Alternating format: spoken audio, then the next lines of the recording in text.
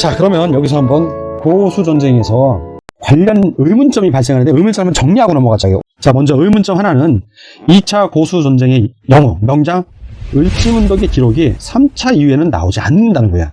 의문이잖아요. 그렇게 전쟁을 잘하는 분이 왜 안 나와? 두 번째는 이게 더 중요해, 사실은. 영양탕에 대한 기록이 너무 빈약해. 이상하지 않아요? 없어, 영양탕은. 을지문덕을 보냈다는 내용도 없어, 사실.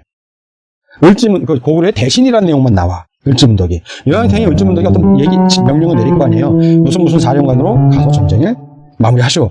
그런 내용이 없어. 3차 전쟁, 4차 전쟁에서도 영양탕 얘기는 안 나와. 화친을 정했다 딱 하나 나와. 너무 이상해.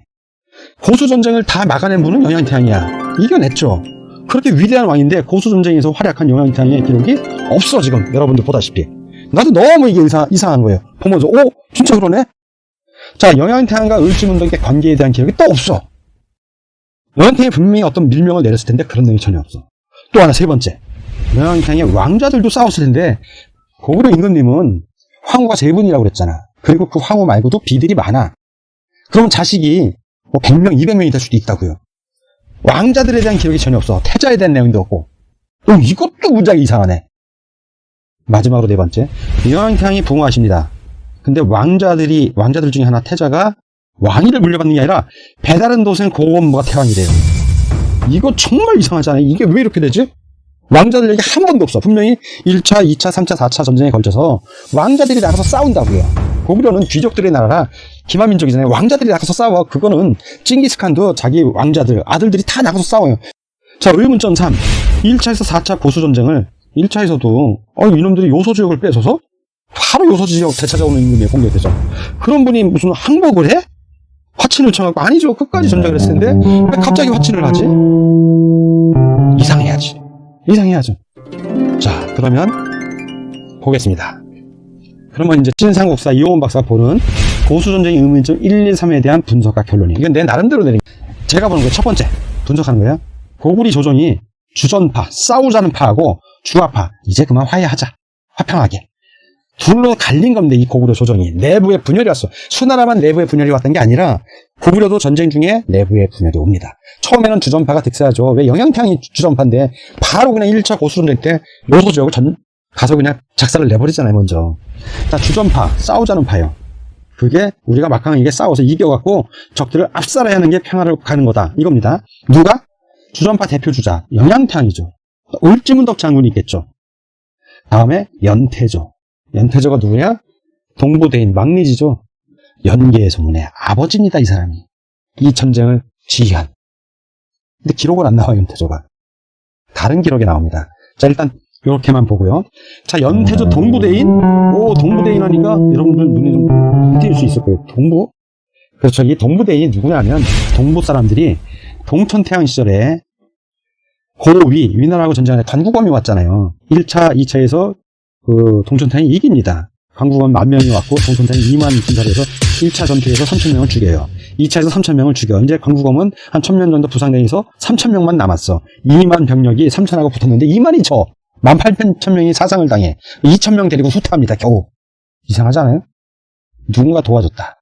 바로 백제의 고유양이 이익을 봤다. 이건 동천태양 편에 나왔기 때문에 길게 설명 안 하겠습니다.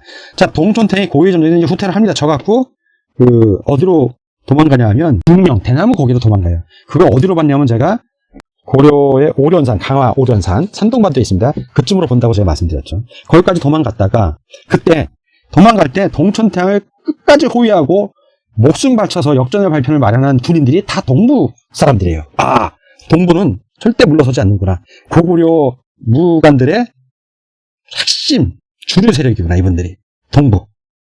자, 그중 그 동부성의 미루하고 우유는 목숨까지 바쳐서 위나라군을 격퇴합니다. 네. 동부. 동부. 연태조. 연계서군이 동부 사람이네. 느낌이 와야죠. 자, 주화파는 그럼 반대쪽이겠죠. 고건무. 훗날의 영유태양. 영양태양 돌아가신 다음에 왕이 돼서 아들도 아니고 동생이. 그래서 배다른 동생이 왕이 돼. 되게 이상한 거예요, 이거. 그리고 다수 귀족들. 즉, 동부가 아닌 북부, 서부, 남부의 귀족들이죠. 자, 그러면 이후에 역사 흐름을 보자고요. 이 역사 흐름을 보면 대략 우리가 왜 이렇게 된지 알아요. 영양태양 주전파예요. 그래서 1차에서 4차 고수 전쟁을 했는데 중간에 제가 볼 땐 3차나 4차쯤에 주화파가 군사 쿠데타를 한 겁니다. 영양태양이 권력을 잃은 거예요. 살아는 계셔 아직.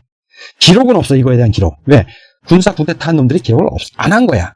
그리고 돌아가신 다음에 이제 한 25년가 한 4년쯤 있다 돌아가십니다. 쉴 건 없이 4년 계시다가 영유태양으로 바뀌어요. 이제 돌아가시는데 영유태양. 이제 주합하잖아 얘는. 얘는 이제 계속 이제 당나라하고 아주 외교를 친하게 지냅니다. 쓸게 다 빼죠. 그러다가 이제 연개소문을 외곽으로 보내요. 천리장성 쌓는 곳으로 보내는데 외곽으로 갔던 연개소문이 돌아와서 연개소문은 주전파잖아요. 전형적 동부 사람이야. 자기 아버지의 대를 이었다고. 근데 연개소문이 막리 동부 대인 될 때도 되게 어렵게 됩니다. 나머지 귀족들이 하도 반대해갖고 나라에서 하라는 거 다 할 테니 나 아버지 걸 물려받게 해주십시오 해서 겨우겨우 돼 연개소문이. 그리고 연개소문이 군사 쿠데타 바로 일으킵니다. 그런데 군사 쿠데타가 성공을 해. 누설이 안 됐다는 얘기야 작전이. 그 얘기는 뭐냐면 동부 사람들이 무지하게 핍박을 받았던 거예요. 주화파 군사 쿠데타 이후로 동부 사람이 무지하게 핍박받다가 똘똘 뭉쳐서 마지막에 이거 우리 다 죽는다. 쿠데타 안 하면.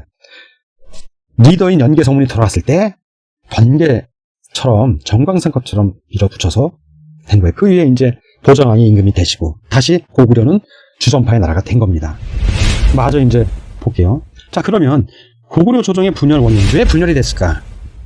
자 내부 요인 외부 요인 나눌 수 있겠죠. 더 많을 수도 있는데 지금 급하게 제가 이제 파악한 거는 고수 전쟁이 장기화됐네. 경제적 피해가 너무 커. 그래가지고 두 번째 전쟁에 참여한 귀족이 엄청 감소한 거예요.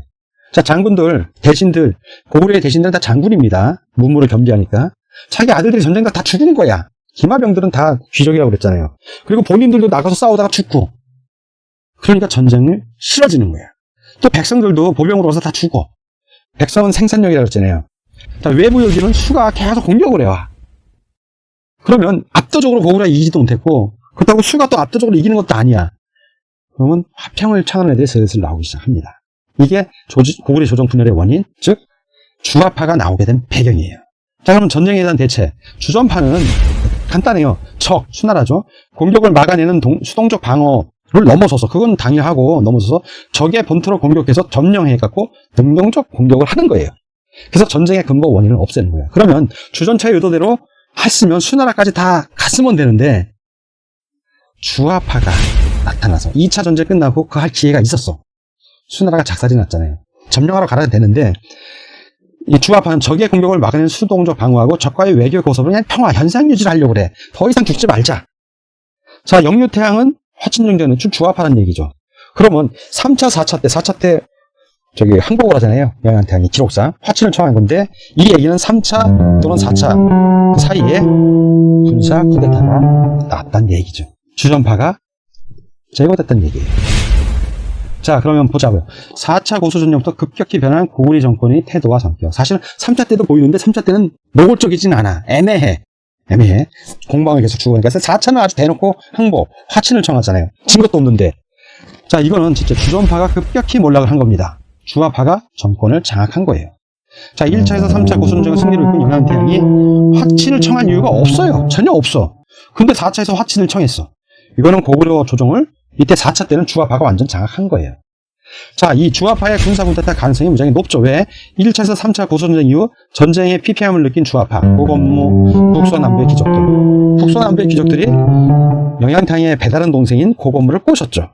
꼬셨겠죠. 너 다음에 태양 시켜줄 테니 너도 전쟁 싫어하지 않냐. 그래서 주전파, 영양태양과 을지문덕 그리고 동부 귀족들을 수청을 합니다. 권력에서 몰아내는 거예요. 자, 정권을 잡은 다음에 4차 전쟁 때 화친을 주장한 겁니다. 드디어. 그리고 나서 이제 평화가 왔잖아요. 주화파가 주전파의 기록을 다 삭제해버려요. 영양태양과 을지문덕, 연태조 등 주전파 기록을 역사에 삭제하는데 2차 때 워낙 혁혁한 공군을 세운 을지문덕 기록만 도저히 지울 수가 없는 거야. 그거만 살짝 누운 겁니다. 그리고 나머지 기록이 없어. 이렇게 해석을 하면 왜 2차 이후로 을지문덕 장군의 기록이 없는지, 영양태왕에 대한 기록이 너무 안 나와. 이 전쟁을 진두지휘한 태왕이신데 한 번은 안 나오네. 항복할 때만 나오네. 화친할 때만. 이상하잖아요. 결론은 주화파가 군사 쿠데타에서 영양태왕의 권력을 다 뺐고 그리고 고건무가 권력을 행사했구나. 그러니까 왕자들이 영양태왕의 왕위를 물려받지 못하고 고건무가 이 이후 한 4년 동안 섭정을 하다가 영양태왕은 폐위된 거나 마찬가지죠. 어느 한 곳에 갇혀있거나 병들어 있거나. 고고무가 이제 왕을 죽일 수는 없잖아. 배달은 형이라도 죽으면 찬탈이니까 자연사한 다음에 이민이 된 거 아닌가 라고 이용원 박사의 찐 상수사는 그렇게 본다는 겁니다. 그런 기록이 있다는 게 아니라. 자, 이 결론. 이제 이게 어떻게 영향이 훗날 영유태양 시절 동부대인 연개 소문이 군사 쿠데타의 그 원인이 되는 거예요, 이게. 중화파가 군사 쿠데타를 통해서 고고무를 태왕, 영유태양으로 옹립을 합니다. 주전파의 몰락으로 동부대인의 연개 소문 가문도 재력이 많이 약화되고 차별을 받아요. 결국 훗날 영유태양 제25년 10월에 25년 동안 거의 30년을 참은 거죠. 연개 소문이 군사 쿠데타를 해서 영유태양을 죽입니다. 생각을 해보세요. 쿠데타를 했다고 해서 왕을 죽이진 않아. 자, 영유태양도 고고무 시절에, 태왕의 동생 시절에 쿠데타를 해서 권력을 잡았지만 영양탕을 죽이진 않았어. 5년도 4년도 살아계시다고. 그런데 연개소문은 죽여. 후환이 두려워서 보통 못 죽입니다. 죽였는데도 죽여서 시체를 동강내서 개울에 버렸다고 기록이 나올 정도야. 얼마나 원한이 쌓였으면 그렇겠어요. 그리고 연개소문 휘하에 있는 동부의 무장들이 얼마나 차별받고 서러움을 받았으면 정광석화같이 번개처럼 다 죽여버렸겠어요. 그 얘기는 먼저 당했다는 얘기죠, 이쪽이. 이렇게 연개소문 군사 쿠데타의 원인이 됐다는 거, 이 고수 전쟁이, 그거를 결론으로 말씀드리면서 왜 연개소문이 쿠데타를 했는지 그 궁금증이 여러분들이 오늘 해소됐으면 좋겠습니다. 진짜 우리 역사가 널리 알려지길 원하신다면 구독, 좋아요 눌러주세요.